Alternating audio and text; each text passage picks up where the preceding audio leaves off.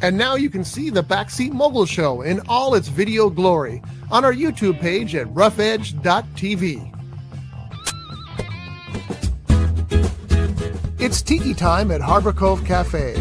Dive into the tropical paradise at the end of Spinnaker Drive in Ventura with vibrant drinks, delicious bites, award-winning fish and chips, and more. Now featuring extended hours and happy hour. Fridays from 2 p.m. to 8 p.m., Saturday and Sunday from 2 p.m. to 4 p.m. Harbor Cove Cafe, the hidden treasure at the end of Spinnaker Drive. Visit harborcovecafe.net for more information. Showbiz is a cruel and shallow money trench, a long plastic hallway where thieves and pimps run free and good men die like dogs for no good reason. There's also a bad side.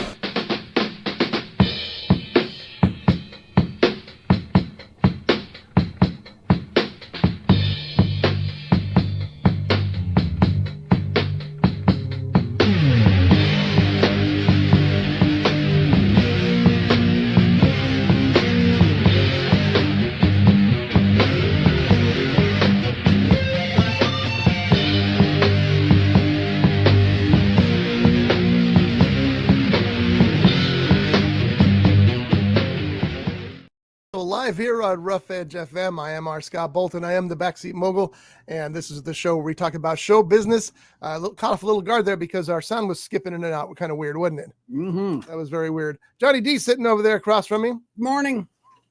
Put your head down a little bit. Just nod down a little bit. I'm looking at your flag thing sparkle. It almost looks like it's a green screen kind of thing going on over there. Cool. It's kind of funny. So today we're going to talk about a bunch of stuff. We're going to talk about a movie we saw. We're going to talk about the news. And I do want to explain why we're here in the dark. We had a flood here at Rough Edge Studios, actually the House of Magic where the Rough Edge Studios is located. And it didn't get the studio. The studio was spared any problem whatsoever, but it got the rest of the building rather bad. They say there were 2,100 gallons of water that leaked out overnight. And it doused the magic shop down below, damaged probably tens of thousands of dollars of merchandise, destroyed the roof, destroyed the carpet, almost destroyed me because I was trying to be helpful. And I was going to go back behind the magic counter and take the really expensive items off the shelves that hadn't been wet yet and put them somewhere dry. Well, little did I know that there were electric cords surrounding the entire area of that pool of water I was standing in. Thankfully, I survived. Yeah. So, yeah. So, sorry, Shelley. Yes, that's exactly right. Yeah, it was nuts. And so that's why it was a little dark here today. We could light it up, but you probably can hear the fans in the background. Let's quiet for a second. See if you can hear the fans. Yeah, you hear that humming in the background? That's the fans. Not only can I hear the fans, I can feel the vibration through this. It's sense around. Yeah. You never sense around? Yeah. I would go to see a movie because it was in the sense around. Now you have D-Box or whatever they call it, which is way better than sense around. But back then, I remember at the Ventura Theater, they were playing the movie Earthquake in sense around, and it was a re-release of it with the sense around. And what sense around did is they took out a whole bunch of seats in the back, on the right and the left, in the back rows, and they put these giant speakers. They were huge. They were like room-sized speakers. And whenever they needed the sense around, those speakers would rumble and the building would actually shake. It was a lot of fun. Now, like I said, though, you go to D-Box and, they probably should re-release Earthquake with D-Box because you'd be feeling the actual shaking. Josh and Andrea, my son and his wife, went to see Novocaine last night. Oh, and they were trying to decide whether they should buy D-Box seats. And I told Andrea, I said, I don't think it's necessary for that. And she says, but I want to feel like I'm getting beat up. And I said, well, then go ahead and get him. But remember, unlike Jack Quaid, you feel pain. So I don't know if they went or not or what they thought about it, but everybody seems very excited about that movie. I'm excited about it. I wonder what the box office predictions are for it. I don't think it was as big as I hoped it would be, but let's take a real quick here and see if they what they say. Here's the headline: horrendously slow weekend, too close to call with Novocaine and Mickey 17 at each other. So it's not a very good weekend, unfortunately. And that is too bad because I think Jack Quaid should be a star. I think he's got the charisma and the chops in order to be a star. Well, just from the trailer, I think there's one or two trailers that are out that I've seen. And yeah, I definitely want to see this movie. Oh yeah, I'm thinking about going Monday, so maybe we'll go. Oh, Monday. that'd be Yeah, nice. I might go on Monday. So we'll see how that all goes. But anyway, I just wanted to explain why we're sitting here in the dark for a second, and then we're going to talk about Mickey 17. Yeah. Johnny and I went to see Mickey 17 on Monday. I don't know. Let me ask you this, John. Going in, did you have any idea what that movie was about? No, Because usually I tell John we're going to go see the movies, and we're going to go to the movies and see this, and he goes, "Okay."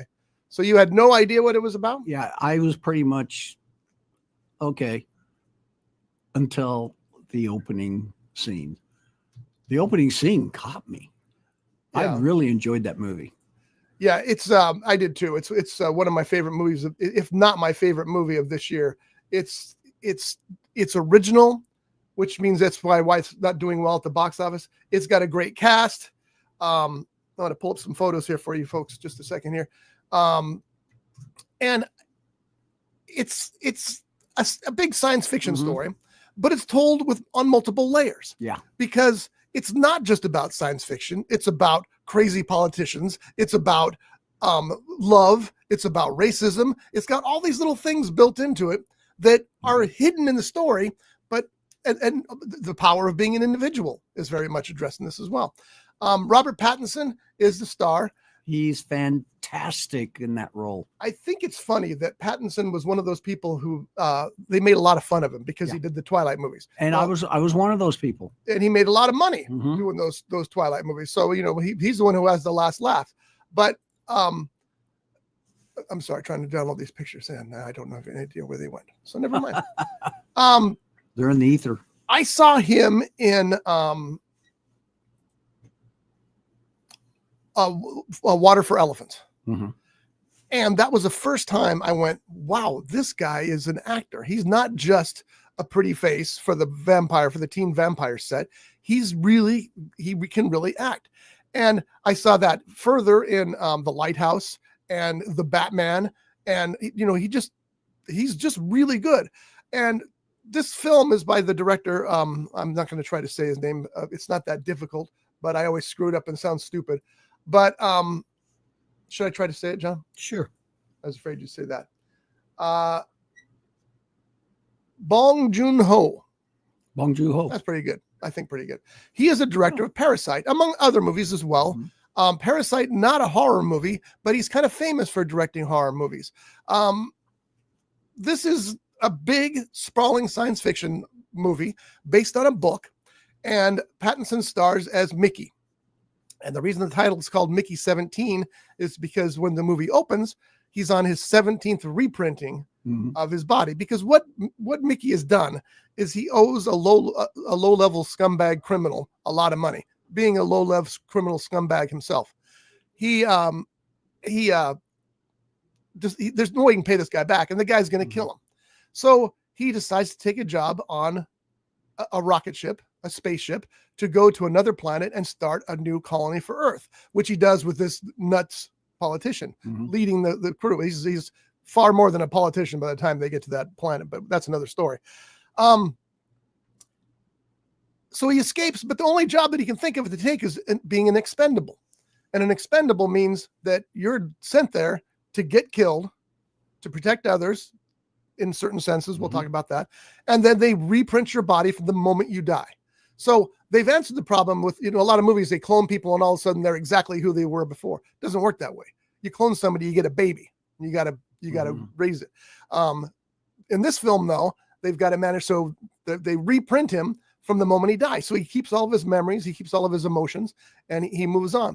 So he's done that 17 times by the time we catch up with him in this. And 18 time is coming around. And that's when things start to get a little weird. I loved everything about this movie. I loved its originality. I loved the cast. Again, Pattinson was amazing. Stephen Yeun, is that his name? He was amazing.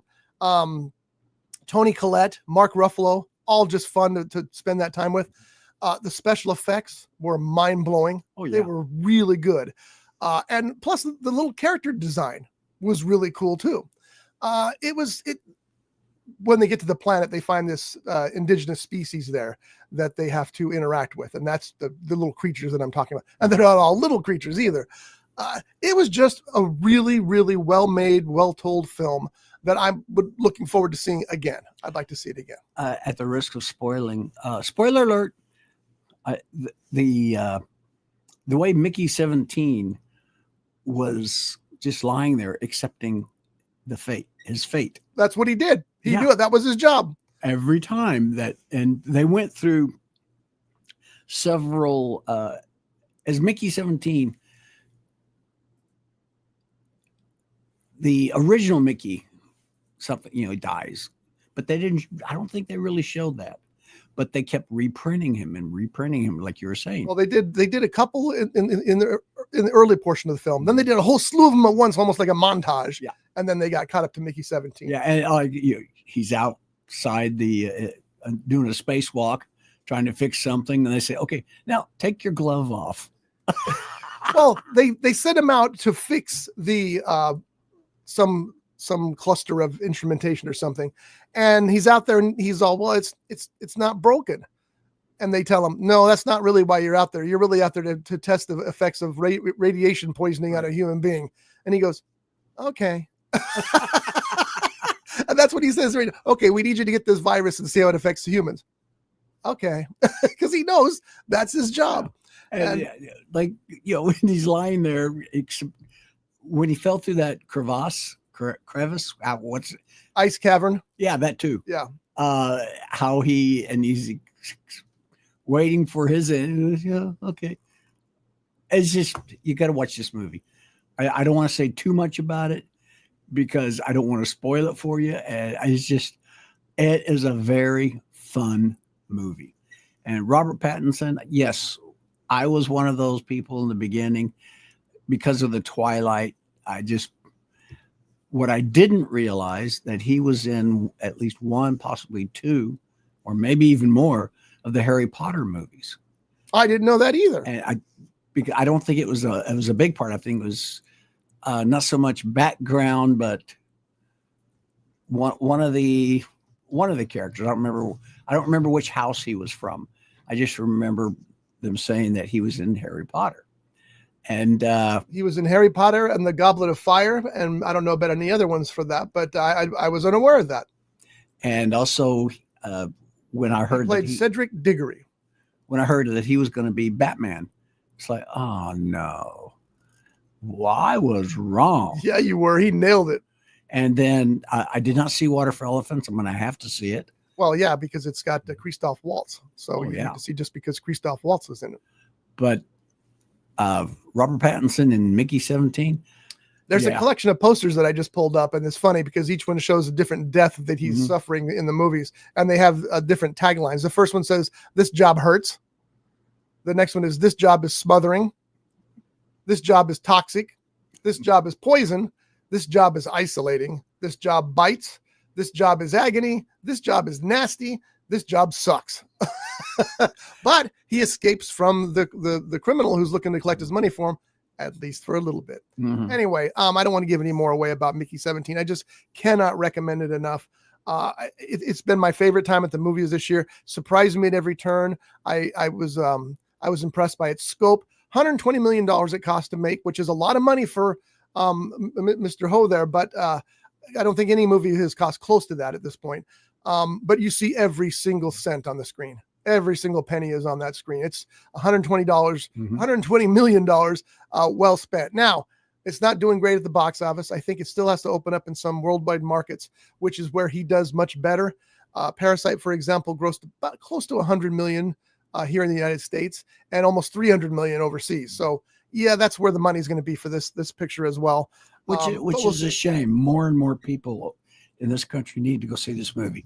It is really good. And it's a movie you want to see at a theater. Yeah. You can see it on the television and whatever. But if you see it in the theater, I'm telling you, these the special effects and the scenery and the scopes and everything is just impressive as hell. And if you don't see that on a big screen, then you're going to miss that out. Let's see what Mickey 17 is looking at right now. Yeah, see, it's only 26 million here in the United States, 28 million actually overseas so far, for a total of 5,400. It's got a long 54 million. It's got a long way to catch up to its 120 million, which because it's got to do what? Double. Yeah. So it's got to hit 240. Now I don't know where it hasn't opened yet. Maybe it hasn't opened in China. And if that's the case, China's the biggest market now. So we'll see. But that's where it's sitting today. And I'm seriously, John and I both think you guys should go out and see Mickey 17. It's just terrific on every level. Because of the way this movie ended, I hope they don't do a sequel. They're not with this kind of money at the box office. They won't. And I don't know if there's a sequel to the book. I'm curious now. Andrea, again, had read the book and loved the book, and she didn't realize that the movie was out. She goes, "Oh, that's already out." So I imagine they'll go see that too. It's just really good. I love the way Pattinson plays one of the characters, kind of a meek, okay guy. Yeah. And then when he comes back, is reprinted as another character. He's like, yeah, pissed. But I got to do it. That's what, and he separates them out very nicely. And each time he's reprinted, like you said, he retains the memory of the previous printings. Right. And then he gets to make new memories for the next. And that was kind of interesting as well, because when he dies, he does start over right where he left off. But there's never been any real change in his personality until the most recent one. And that opened some doors that they didn't have a chance to explore. But I thought, what's happening? Why is his personality getting darker? Well, you know why. He's died 18 times and been reprinted. But I'd like to have seen that go somewhere too. But you can't do everything in that film. And there's so much in it that sometimes it's a little overwhelming. I will admit there was a part towards the end, 3/4 through or so, where it got kind of draggy. And I lost my attention for a second, but it came back soon enough, and it wasn't a big deal. Like I said, I can't wait to see it again. The editing on this was really good, because you got Robert Pattinson basically playing a meaner Robert Pattinson in the same scene, same bed together. Yeah. Yeah. It's impressive. That's come a long way since the days of Star Trek, where they, film half the scene on one side and then put the film back and shoot him on the other side. But, it's the Star Trek thing whenever they had a double. Nowadays they can shake hands and other things that you don't want to think about. Anyway, that's Mickey 17 now in theaters. Go see it soon. Let's give it some more box office money, because it deserves it. Yeah. Speaking of box office money, don't forget to visit our friend Jeffrey Genet at his GoFundMe page. The full title of the Fundme page is Help Us Finish Our Adventure Comedy Film First Run. Now, First Run, as you know, is the film that John and I both have small parts in. Terrific young cast who just had me laughing out loud which is bad when you're standing on set and they're doing their thing and you're trying to contain a laugh. Anyway, the film, I believe, is finished shooting. We'll have to get Jeff in here again. I keep talking about that, but we haven't done it yet. We'll see if we can get Jeff in when I get back from vacation and find out where the film is at. But I think it's all done shooting, which means they're in post-production now, doing the editing and whatever else they have to do. I'll have to ask Jeff who he's got to do a score. I wonder who's going to write the score for that. But he's got friends everywhere, so I'm sure he'll figure that out. But anyway, please donate. Just scan that QR code right there. If you're listening to the audio version of this show, it's GoFundMe and Jeff Genet, Genet, or help us finish our adventure comedy film First Run. The next project that he decides to do, I hope there's at least one dead body in it. I want to be that dead body. I want you to be that dead body too. No, you just want me dead. All right, so let's see what else there is in the news today. You know what? Yeah, we're going to do this first. Star Trip. That'd be a good name. Starship Troopers is getting a reboot. Did you like the original film, John, the original Starship? No. Well, from the comedic standpoint, yeah. From the comedic standpoint? Well, I mean, I chuckled with You mean it was unintentionally funny? Yeah. Is that what you're saying? In my opinion, yeah. Okay. But I will admit, is it Michael Ironside? Yes. Yeah, he was great in that. Michael Ironside. So was Carrie Russell. She was good in it too. Oh, yeah. And everybody was good, was really good in this movie. It just, I don't know, something about the movie. Well, it'll be interesting to see what they do with the sequel. You know what I thought about Starship? Or a reboot. Starship Troopers. It's harder to say than I thought. It was a World War II movie in the style. Wait, let me get this straight. It's a science fiction movie in the style of a World War II movie starring John Wayne. Because I know you probably disagree, but I know what you're saying. John Wayne movies were kind of goofy. Those old war movies were kind of goofy. They were so one-sided and so, superhero macho guy. They kind of were goofy. Starship Troopers is kind of goofy. And maybe it's supposed to be. Maybe it's supposed to be. Because I wasn't a big fan of the first film either. Now, I haven't seen it since it was in theaters. So it's been a long, long time since I've seen it. Great director, and we said great cast. But the good news about the remake, the reboot, is that Neil Blomkamp is going to be behind it. He's going to write and direct it. He's the guy who did District 9 and Chappie. So he's kind of I don't want to say a new voice out there, but a fresh voice at least that has shown that he's got some chops already. So that gives me some hope for a reboot of Starship Troopers. Let's go ahead. Was Chappie the one that I believe it takes place in South Africa or takes place? I believe so. Yeah, I believe so. And District 9 was as well. I think both of those. I'm thinking District 9. I may not have. Chappie was a robot. That's correct. I don't think I saw that movie. But District 9, yeah, I do remember that because that was about basically an internment camp for aliens from outer space. Yes, yeah. And I think that Chappie was also shot there because I think that's where he's from. But both of them, very good movies. And we're going to get to the point now. We're talking about Hollywood and remakes and how they've run out of ideas. Don't ever say that. They don't run out of ideas. I promise you, there's plenty of fresh ideas rolling around Hollywood. The problem is people don't go see it. Look at Mickey 17, struggling at the box office, starkly original film, and nobody cares. So that's why we're getting a reboot of Starship Troopers. That's why we're getting a remake of Single White Female. That's the next thing on the list here. Jenna Ortega and Taylor Russell, and that's why, because people will go back to what they know was popular.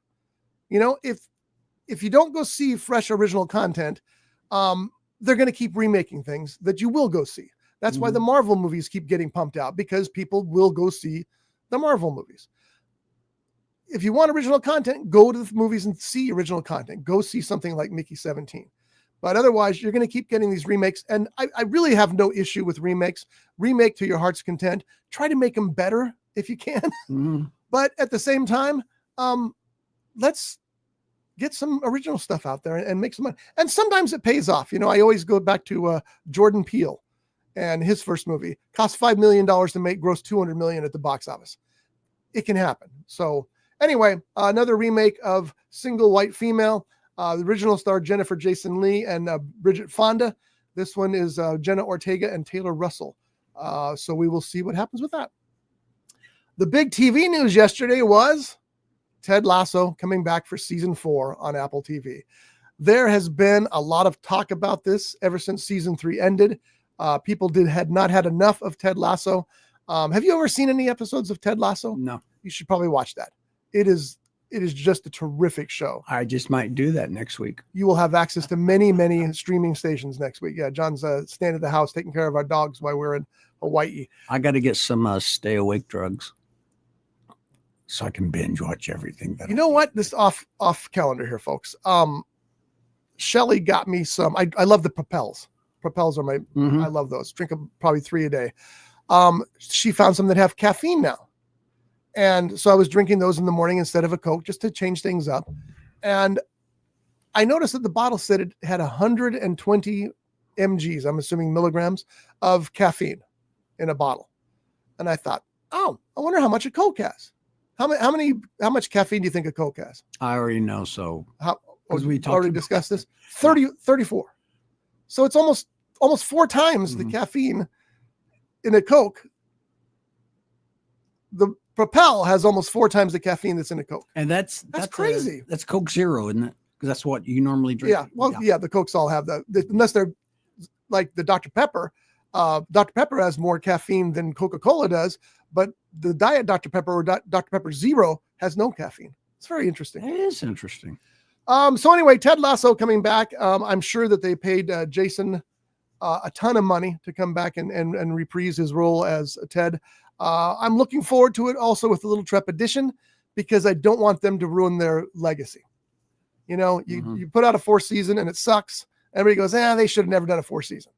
That's the fear, which also brings to mind that in September, this is Spinal Tap 2 will be released. Same story. Don't screw it up. You got to get it right. And I will tell you, the full title gives me hope because the full title is Spinal Tap 2: The End Continues. It's a perfect Spinal Tap title. Which is going to be quite interesting. Oh God, please let it be the original cast of the band. Have you not paid any attention? Of course, is that Well, no, what Johnny, okay. wait, no, stop. They are a band. Mhm. They're not playing characters. They are the characters. Of course, it's going to be the same guys and the same filmmaker. The only new person should be the drummer. Well, there's only 3 of them, so something happened to the drummer already. Yeah, because the drummer is always mysteriously. Of course, it's going to be, and there's clips already you can see from it, and it looks hilarious. I mean, I think it's Derek has a chain that goes from his nostrils down to his navel and back up to his nostrils. I mean, that's just entertaining stuff right there. If you haven't seen the first Spinal Tap, by the way, check it out. It was released at the pinnacle of heavy metal's popularity, and this is just the dumbest band in the history of mankind. And you will laugh and laugh. And if you watch carefully, you'll see scenes, because the whole thing was improv. You'll see scenes where somebody says something and another cast member has to turn away because he's laughing. It's classic stuff. It really is. I saw. It was like about 2 weeks ago. I saw a little reel of Lenny and Squiggy and the Squigtones. Yeah. Singing, and they introduced the band. And when they got to Christopher Guest, because he was in the band, his name is Nigel Tufnell. Oh, is that true? In that band, and I'm going, oh, I hope there's some other members from that band. Well, there was, because of Lenny is. That's right. So he's playing the same character. Yeah, that is funny. But in the Lenny and Squiggy in this little short. Oh, I remember what it was. I think they were on. I think it was they were in an episode of American Bandstand. Okay. As Lenny and Squiggy. That's funny. And their band. That is funny. And I did not know that. So he wasn't playing the English rocker leader of the band. He was playing Lenny from Laverne and Shirley. That's funny. I did not know that. That's a good catch. That's a good catch. It's probably everybody else knows it, but I just didn't. There is a teaser trailer available for Spinal Tap 2 on YouTube, so you can check it out there and see what's going on. In other remake news, because there's too much of it, apparently Prison Break is getting rebooted. It's going to star Emily Browning, Lucas Gage, and others. I never saw any of Prison Break. Did you see Prison Break? I know a lot of people really liked it. That was the TV series. Yes. Yes. And yes, I got bored with it, but it was like watching the Eagles. I had to keep watching to find out, okay, they're going to get caught or are they not going to get caught? So it's going to be interesting. I'll watch it. We'll see. I mean, we'll see. Anything, anything's possible. Tracy Morgan has a new show being released on NBC. They're shooting the pilot now. Tracy Morgan, of course, is in it. It's Tina Fey and Robert Carlock and Sam Means, who is also a writer, have created it. You got me right there. If Tina Fey is involved, I'm paying attention to it. Daniel Radcliffe has also joined the cast recently. So Daniel Radcliffe, Tracy Morgan, and like I said, created from Tina Fey and Robert Carlock. More power to him. There's something fresh and original that'll probably fail. Mm-hmm. So he plays a former football player on a mission to rehabilitate his image. I can tell you this, Tracy Morgan will give a very loud performance. Oh, he always does. Yeah, he has really bounced back from that accident. That's absolutely true, because he was severely injured. Daniel Craig is returning to Narnia. I don't know if he's returning to Narnia, but apparently Greta Gerwig is directing it for Netflix, which is interesting. One of the names being bandied about for the new Bond films by Jeff Bezos is Greta Gerwig. Yeah, because the director of Barbie needs to do a James Bond movie. I told you. I told you that she's a great director. Do not get me wrong. She's not a Bond director. We'll leave it at that. All right. What else news we got here? I really would have liked to have seen. Me too. That'd have been awesome. I just irritate myself. Not as much as you irritate us. I know it.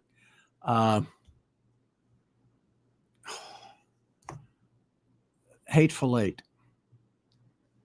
Django. Tarantino? Yes, thank you. Quentin Tarantino. Oh my goodness. I really would have liked to have seen him direct a Bond movie. Well, we almost had that chance. Yeah.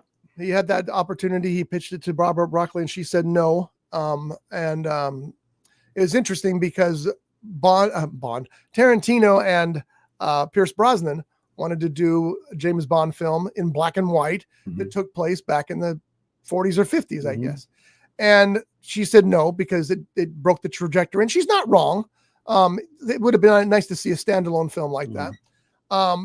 And the funny thing is, there was going to be a retelling of Casino Royale, which is the first Bond movie. Don't think it was the first Bond book though, but maybe. Anyway, they went on to do their version of Casino Royale with Daniel Craig, which was basically the reboot of the series with Bond returning, just in modern day as opposed to earlier day. So that was what happened there. If you go back to some of our old shows, we were really hard on Daniel Craig. Yes. And before he took the role. And then when we saw him in action, I was like, oh. Well, the first time I remember seeing him, I probably saw him in other things, but that I remember seeing him in, I believe was called The Golden Compass. Really? Yeah. That was years after Bond, wasn't it? No, I don't think so.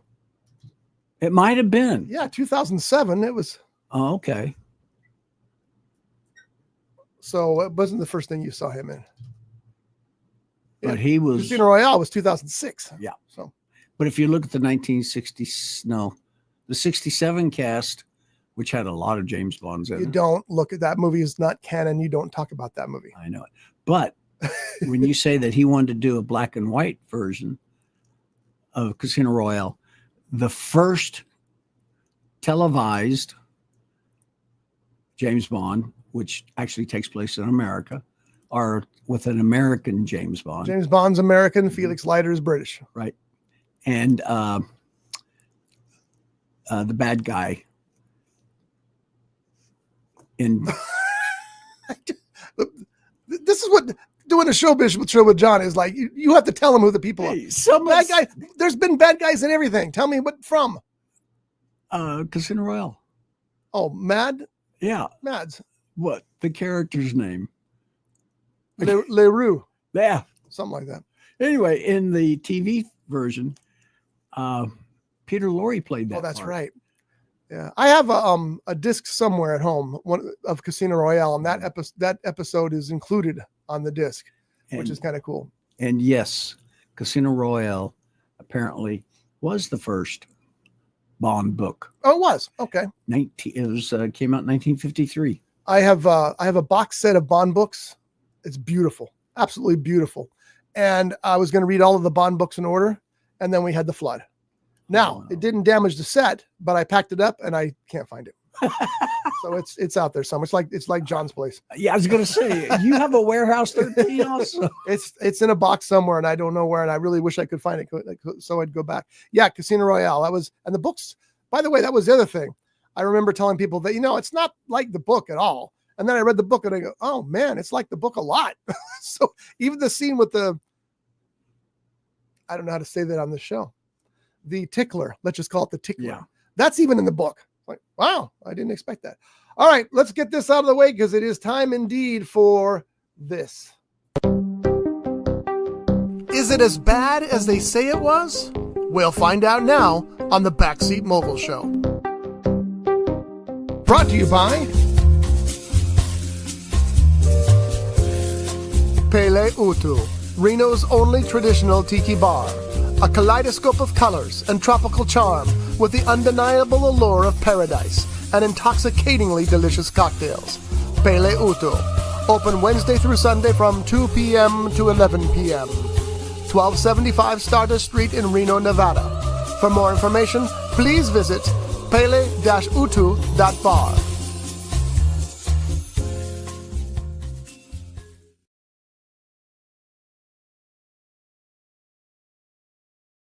Wait, now they can hear you. It was very soothing. That's Music. Kevin MacLeod does a lot of music for internet programs and things like that. We use him a lot here on Rough Edge Studios. He's the best in the business as far as that stuff continues. So, that's Pele Uto. I really wish I could be at Pele Uto right now, but I don't have that option. But if I did, I'd be sitting there drinking a Mai Tai. But as I said, we're here in Santa Paula, not in Reno, Nevada. All right, so today's Is It As Bad As They Say It Is Skiptrace. Now, apparently Skiptrace has 3 different names. As you can see from this poster, Skiptrace is the main title. Missione Hong Kong is the second title. And yet a third title is Jus de Toi. Nope. Jus de Tao. Jus de Tao. Oh, sorry, that's not the whole thing. Jus de Tao Wang. Du de Chao Wang. Jus de Tao Wang. Joel. Who am I giving lessons in? I don't know. All right. So anyway, Skiptrace is a movie from 2016. It stars Jackie Chan and Johnny Knoxville, 2 of my favorite personalities. It was directed by Rennie Harlan, who directed Die Hard 2. The story is about a detective from Hong Kong, Jackie Chan, teaming up with an American gambler, Johnny Knoxville, to battle a notorious Chinese criminal who looks like something out of the anime artwork. He's real tall, thin, wears sunglasses, and carries a cane, so you get the idea of what kind of a criminal he is. The reviews have been pretty brutal for it. It's got a 38% on the Rotten Tomatoes score, 27% on the audience score for Rotten Tomatoes, 50% surprisingly on the Metacritic score. They're usually a lot tougher than the other scores, but 50% there, 5.6 on the IMDb score. Out of 10. Okay. I think that they're all wrong because I think it's worse than that. And I love Rennie Harlan as a filmmaker. In fact, he was one of the filmmakers we were considering when we thought we were doing the Dirk Pitt movies. We thought Rennie Harlan would be perfect for this kind of thing. He did Die Hard 2. He did Adventures of Ford Fairlane, numerous big movies like that. He's kind of fallen out of favor since then. And I don't know how old Harley is these days. Rennie is these days. But the problem with Skiptrace is not the actors, because both Jackie Chan, who does what Jackie Chan does, and Johnny Knoxville, who doesn't, well, he's not doing his jackass stuff. He's playing a character, but he's got this certain roguish charm that always comes through. And so they're both fine. The problem is that the action sequences are dumb. They don't feel real. They feel kind of limp, for starters. They have things happen in them that, I know we see this in Jason Statham movies, and we see this especially in Jackie Chan movies, but they don't work here. They're just kind of dull. So I'm watching the movie thinking, well, is it ever going to improve? Is it ever going to get tighter? And it doesn't. It just kind of limps along to the conclusion. So I was really disappointed in it, being a fan of both of those people. I realize the movie is 9 years old, but there's movies that are older than 9 years old that managed to get that martial arts style down. So I would have to give it on the Boltometer, maybe a 25. I don't remember seeing this movie. Well, maybe you didn't. That's why you wouldn't remember it. But I really enjoy Jackie Chan. I started watching a movie on one of the streaming channels, a Jackie Chan movie. It's about this guy who gets a horse. He takes the horse and the people that are after him, but it had subtitles. And a lot of Jackie Chan movies do. You're right. You're too lazy to read subtitles. He turns the subtitles off at my house. I have a street in front of my house that's 45 miles an hour. When John's there taking care of the dogs, he turns off the subtitles because it bothers him so much. That's a you problem, buddy. Oh, obviously so. There's been 3 subtitled movies that Das Boot. No, actually, I did not see that one. I haven't seen it either. I know. I'm working on it. I have a DVD. It would be interesting to see the original version. Oh, wait a minute. One of them had subtitles because the dialogue was all in German. The other one was English language dialogue. and it was probably not superimposed. Yes, that's what it was. Superimposed subtitles? Yeah. Yeah. Okay. I mean, you listen to it in English instead of reading the English. So it was dubbed or it was Dubbed. That was the word I was looking for. okay. That's my guess, because I can't see them. Okay, we're going to shoot it with you guys speaking German, and then we're going to shoot it with you guys speaking English. No, that probably didn't happen. Exactly. Yeah. Well, so what are these movies? Or should I not have asked that question? No, Das Boot. Oh, you're still talking about Das Boot. Yeah. Yeah. Das Boot was so popular and so well received that they did a dubbed version for American audiences. Yes, that's true. I would watch the original German version with the subtitles because I always prefer to hear the original actors' voices. There was one movie, and I wish I could remember what it was. It was a Korean horror movie, took place in a shopping mall.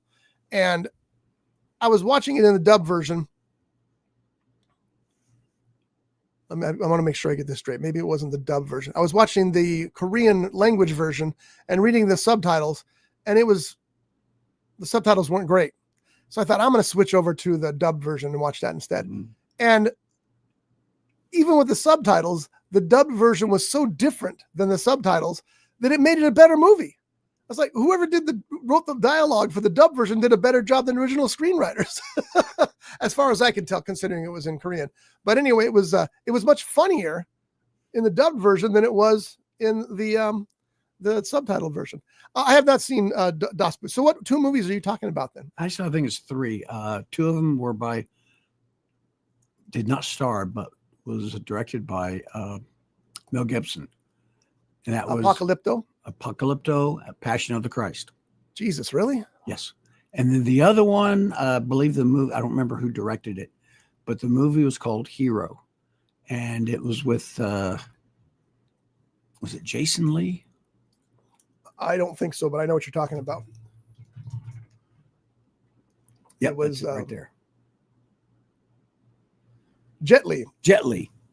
And it was even though it had English subtitles, I quite enjoyed that movie, which really surprised me because I did not, when I went to the movies, I saw it in the theater, I did not know it was going to be English subtitles. Oh. And it's like, you're sitting in your seat and it comes up and next thing you know, you're reading, but hearing it in whatever the Asian language is. Probably Chinese for that, I would guess. And, but I really got into it. There's only been, like I said, 3 times where I've actually enjoyed a subtitled movie. Subtitling doesn't bother me at all. I'm going to take that back. It does bother me a little bit because your eyes are off and taken off the screen, off the action, I should say, not the screen. And I think that is really exactly why. Well, also you have the problem where you're trying to read the subtitles and then you're all, what is the wind? And then it goes, it's too fast. It's like, well, yeah. So anyway, I haven't seen Das Boot, and I really need to. I understand it's one of the great World War II movies of all time. I even bought the DVD at a thrift store. I mean, $2 for Das Boot, the 2-disc set. Yeah, I'll take it. But I need to watch that very soon. Maybe I'll watch that in the plane over to Hawaii. That might be a good one. It's long, but how long is that movie? I want to say it's almost 3 hours, but I don't know that for sure. 2 hours, 2.5 hours. So it's pretty long. How long is the plane flight? 6 hours. Really? Yeah. Wow. Okay. It's a long trip. Are you guys leaving out of LAX or Burbank? LAX. Okay. LAX. We're staying downtown on Thursday night and getting up early on Friday and taking the plane to Kauai. Our timeshare is not ready until Saturday, but we got a hotel room. A very expensive hotel room, but what are you going to do? You sleep on the beach.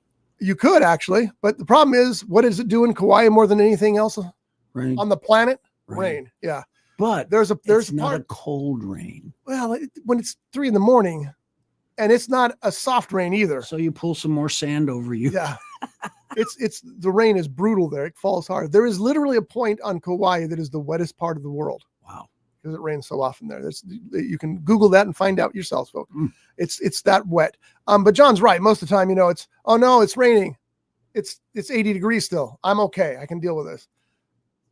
Let me ask you this question. What upcoming movie are you anxious to see? Oh my God, there's so many. There's so many One movies. in particular. Well, The Working Man, of course. All right. We're close. We're close. I thought Working Man was already. Nope. And it's right in the middle of my vacation. Oh, okay.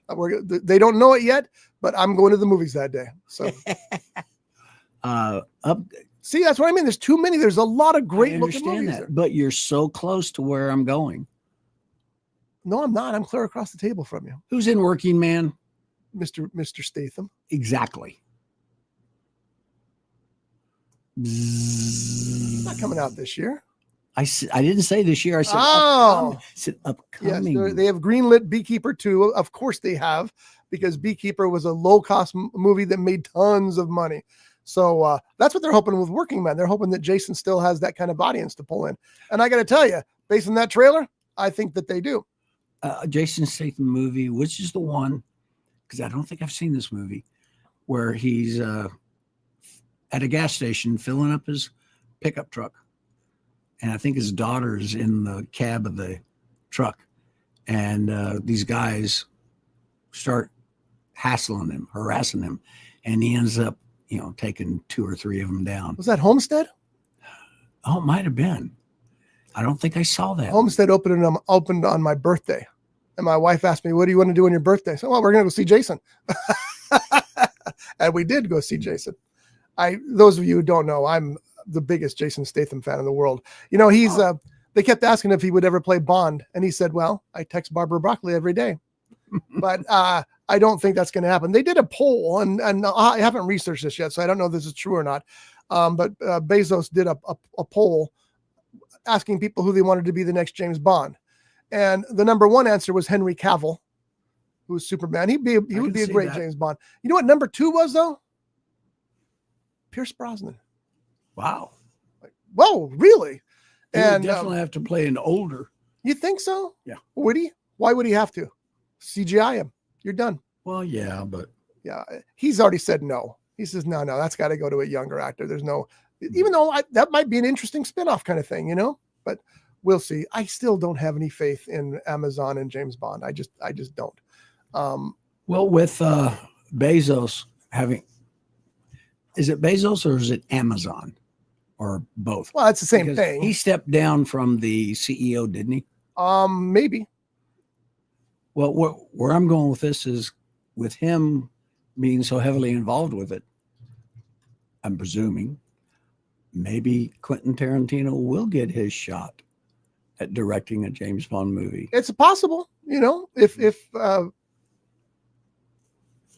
if he wants to do it. I was trying to find out if Bezos still he stepped down as CEO and took over the role of executive chairman, which means he's still involved and probably still the kingpin. But he should have left the film with the Broccoli's. That's all I'm saying. Just should have done that. Every one of them of the Daniel Craig movies made nearly $1 billion.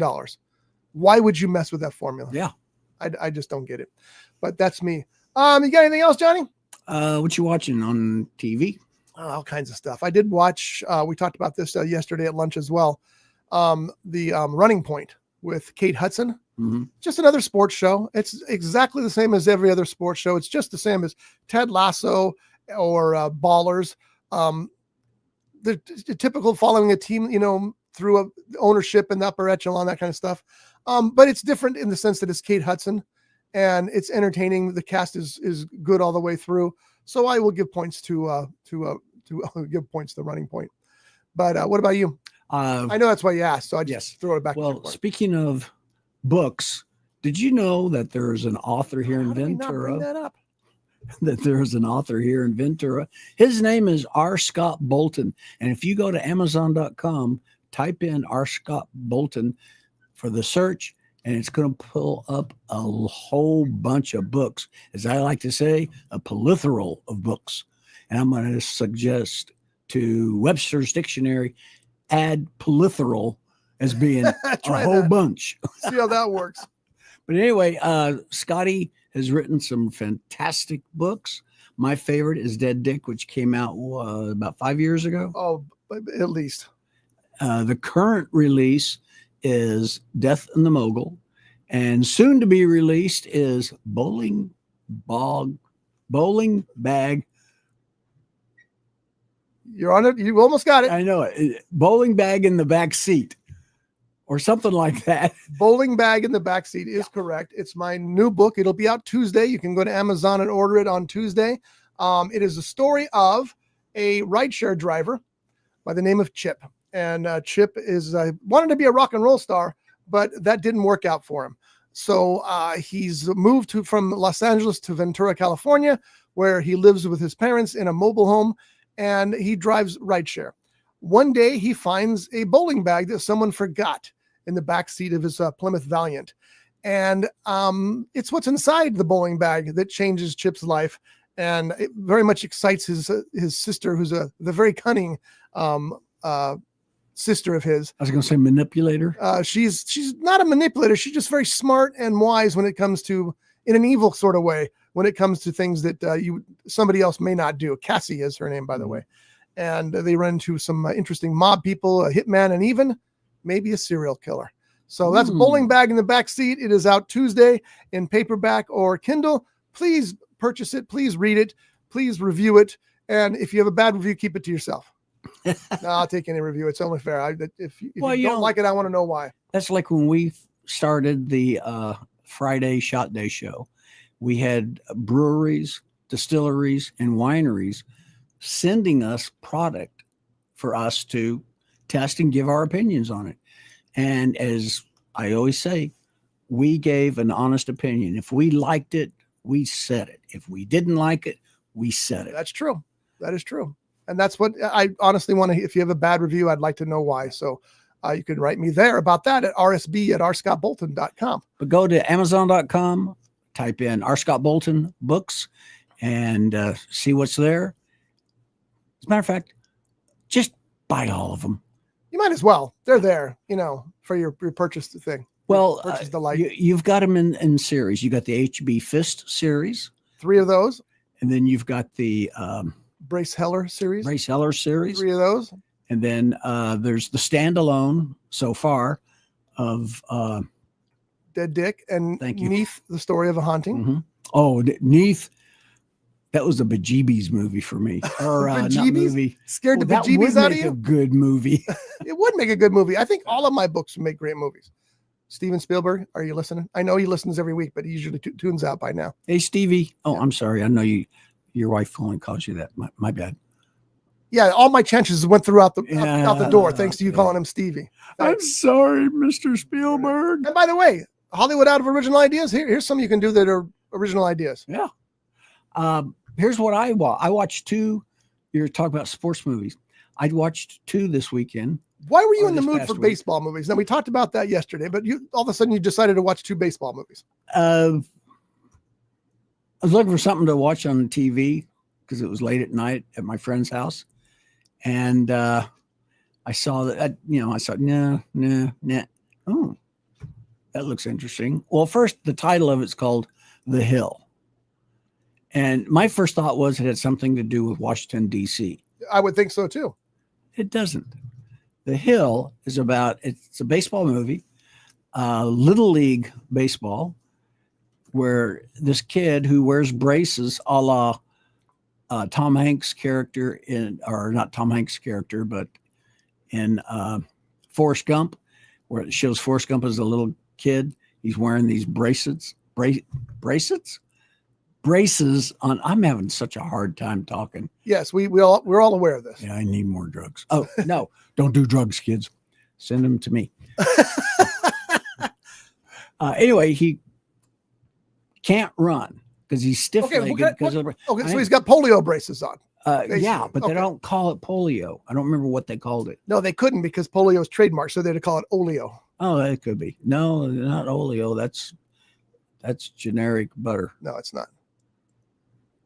Oh, it's not? No, it's spelled differently.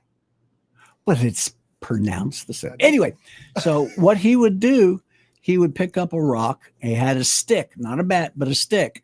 He would toss it up in the air and then he'd swing and he'd hit it. But he would hit it with such force, it traveled. It had a great arc and it traveled. And time marches on. He tries out for the braces come off finally. He's still a little kid. Well, as he gets into high school, he gets on the baseball team, and he gets scouted, and it's about what happens to him from a kid all the way up to a grown up. And it's based on true story, which I was not aware of that either. It's called The Hill. The main star in it is Dennis Quaid. Not Dennis Quaid. Is it Dennis Quaid? Looks like Dennis Quaid to me. Oh, yeah, it is Dennis Quaid. I'm thinking, wait a minute, what's his first name? Oh, yeah, Dennis Quaid. Too many Quaids. Jack Quaid, Dennis Quaid. And the second one I watched, again, it's about a baseball team. Oh, just a moment. There's also Scott Glenn and Bonnie Bedelia in The Hill. Oh, yeah. Well, So I just wanted to get that out there. So what's the second one? oh, Randy Hauser's in it also. Okay. That's Mrs. Hauser's little boy. And Ricky Hill, a.k.a. The Hill, is played by Colin Ford. And John knows this because it's up on the screen behind me now. Exactly. Okay, what's the second one? The second one, and the title of it escapes me, but it's about based on true story, it's about a little league baseball team, hardball, not softball, little league baseball team, who in Fort Worth, Texas, ends up becoming. They go to the If this is the Little League movie, World Series. if this is the movie that you're talking about, somebody needs to come in here and slap you. Keanu Reeves is not in this particular movie Where did you get that from? because Oh, he's okay. Yeah. So you're off the hook on that because that movie's called Hardball. Yeah. All right, keep No, going. it was not Hardball. I'm trying to find it. It's a true story about Little League World Series and how these kids make it all the way to the final game in the World Series. You got to believe Yeah, that might be it. the West Side Little League team Is who dedicated their season to the teammate's father battling cancer. played by Luke Wilson. There you go. It was a very good movie. Again, based on true story. I always have to tell people though, just because something's based on a true story doesn't mean it's a true story. You have to be very careful about confusing Hollywood movies based on true stories with true stories because they take liberties. Mhm. They have to in order to make an interesting film. So I always just caution people that it might be based on a true story, doesn't mean it's a true story. One of the things I liked about both these movies, at the end, you get to see the real people that the characters were based on. And I thought always that like was that cool. too. I've seen a couple of movies where at the end they show the original person and then they tell what happened to them. You know, I like that too. But again, just be cautious. Don't go around telling people that this happened because it was in that movie, because it probably didn't happen. True. So I always caution people about that. And sometimes they get mad at me, but it's like, it's like the people who were, what was it? I can't remember the exact situation, but they were mad about something that happened in in an animated movie that didn't happen in real life. And I said, so you're okay with rabbits singing in Pocahontas, but the fact that they get this wrong in an animated movie, it just bothers me. It just go enjoy the movie. That's the bottom line. I'm not going to get in a high horse here and tell you that, this movie's better than that movie. Or, oh wait, that's what we do here. Sorry. I guess I am. Johnny, anything else? Scotty. Oh, yes. I was afraid he was going to say that. Heads up. Oh, yes. Finally got my red Shin Ramen, red, fiery, spicy beef flavor. Johnny bought this and he said it's very good.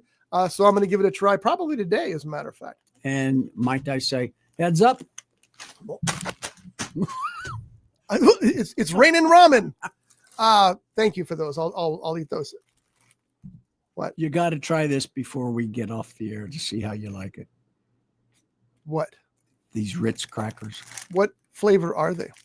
Honey spicy honey. Well, let's open them up and have one. Okay. Well, catch. Heads up. Why am throwing I things at the aiming at the microphone? Jeez. All right. So we have here the Ritz honey spice. We're going to It's try either called honey spice, or spicy honey. All right. But it's a flavor, one of the new flavors. Have you noticed they keep coming out with new flavored Oreos, which I need to ask you, what was that flavor that you shared with me? That was Post Malone. That was good. It was very good.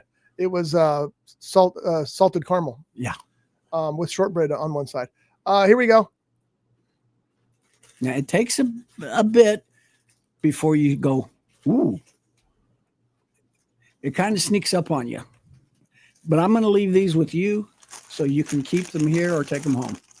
Well, I'll take them home because we will not be on until the first week of April because I will be in Hawaii till then. So I want to try to upload some shows so that you'll have something to watch. Mm-hmm. We'll have some vintage shows here to watch and to listen to on the audio podcast. But yeah, I won't be back for several weeks. So you're right. The heat does build very slowly. I don't get the honey at all though. Do you? I think it's probably a little the sweetness that's in it, and it tastes good putting cheese on it, out of the can. It's not cheese. I know. That's so. I always think of that Cheese Whiz stuff when I went to a punk rock vegan restaurant here in Ventura. It's long gone, unfortunately, but I love that place. And they had a sandwich that was completely vegan. It was a Philly cheesesteak sandwich with dragon fruit instead of beef, and then Cheese Whiz. And you don't think of Cheese Whiz as being vegan, but it is, much like Oreos are. So anyway, it was, but I always think about that, how funny it was, because they said, hey, we're making food that's that's vegan food because we can, not because it's healthy for you, because you're still eating vegan, which is healthier eating. Nobody can deny that. But at the same time, they're putting Cheese Whiz on it. Is that restaurant that's in that little strip mall just past High-Low Chinese restaurant? It's behind where Big Lots was in Ventura. Oh. Yeah, but it's long gone. Oh, okay. I remember that place. There was a little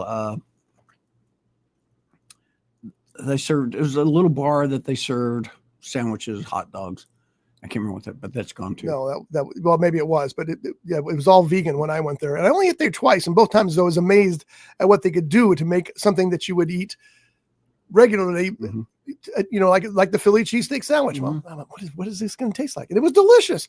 Did it taste like a Philly cheesesteak sandwich? Not really, but it had some of the same elements, but it was still really, really good. Oh, speaking of Philly cheesesteak, I really miss Cheesesteak Republic.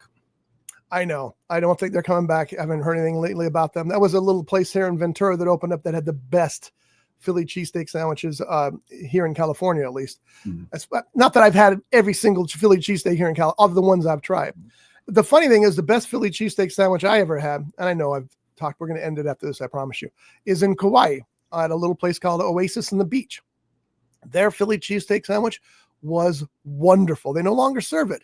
They're still there, but it's just not on the menu, which is unfortunate, but it is a great place. We were there, and you're sitting at the bar, and right to your outside the door is the ocean.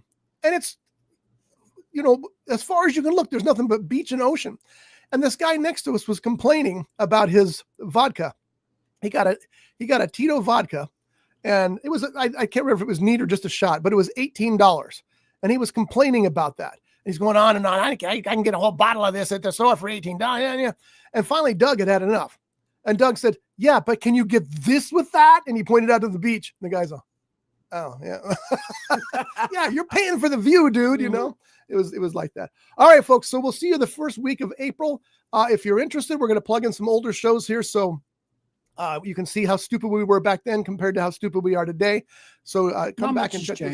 Not much has changed. No. And as usual, you'll see how many things we got wrong, because most of the stuff we tell you here on the show is incorrect, except for the fact that Mickey 17 is really good and Bowling Bag in the Backseat comes out on Tuesday. Those two things you can take to the bank for us. So I've got to go see oh yeah, we talked about. Yeah, we might go see that Monday, depending on how my time frames are going, because I got a lot to do to prepare, obviously. But you don't have to cut your hair because it's already short. Oh, it's way short. I got it cut. I noticed. Yeah. I have this is my pattern. I let it grow for like 6 weeks. I go back to the barber. I tell her, trim it down to a buzz cut, level number 3. She buzz cuts it to level number 3. I look bald for a couple of days. Then the hair starts to grow out. And when it gets big and tall again, I go back and do the same thing. And Very simple haircut. This is coming from a guy, actually both of us, whose hair was either halfway down our backs or maybe even farther. We both had long. When Josh was a little kid, he would take my hair. I had a mullet. Okay, I did. He would take my hair and he'd pull it into like a rope, and then he would hang on it, and I would walk, and I'd be carrying him by my, it wasn't a ponytail, but by the length of my hair. Anyway, that was a long time ago. All right, folks, we'll see you in a few weeks. Thanks again for listening. Thanks for watching. Do not forget, please, that Backseat Bowling Bag in the Backseat by the author R. Scott Bolton, who is your host here on the Backseat Mogul Show. Lots of Backseat going on there. Is out Tuesday on Amazon, both in the paperback edition and the ebook edition. So get your Kindle warmed up and read the Bowling Bag in the Backseat. Let me know what you think about it, and we will see you in a couple of weeks. Goodbye. Brought to you by The Grape, Ventura County's premier jazz venue and cocktail lounge, located at 2733 East Main Street in Ventura. For menu and music schedule, visit them online at thegrape.club. This has been a Rough Edge Studios production.